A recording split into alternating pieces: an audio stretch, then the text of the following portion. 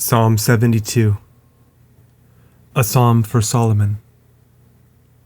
Give the king your judgments, O God, and your righteousness unto the king's son. He shall judge your people with righteousness, and your poor with judgment. The mountains shall bring peace to the people, and the little hills by righteousness.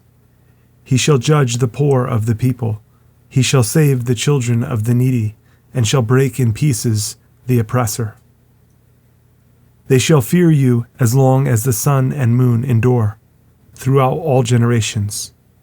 He shall come down like rain upon the mown grass, as showers that water the earth. In his days shall the righteous flourish, an abundance of peace, so long as the moon endures. He shall have dominion also from sea to sea, and from the river unto the ends of the earth. They that dwell in the wilderness shall bow before him, and his enemies shall lick the dust. The kings of Tarshish and of the isles shall bring presents. The kings of Sheba and Seba shall offer gifts. Yes, all kings shall fall down before him. All nations shall serve him. For he shall deliver the needy when he cries, the poor also, and him that has no helper. He shall spare the poor and needy, and shall save the souls of the needy.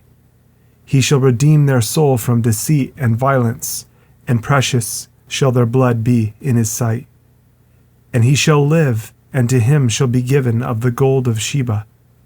Prayer also shall be made for him continually, and daily shall he be praised. There shall be an handful of corn in the earth upon the top of the mountains.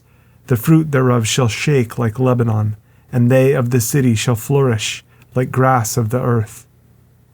His name shall endure forever. His name shall be continued as long as the sun, and men shall be blessed in him. All nations shall call him blessed. Blessed be the Lord God, the God of Israel, who only does wondrous things, and blessed be his glorious name forever. And let the whole earth be filled with his glory. Amen and amen.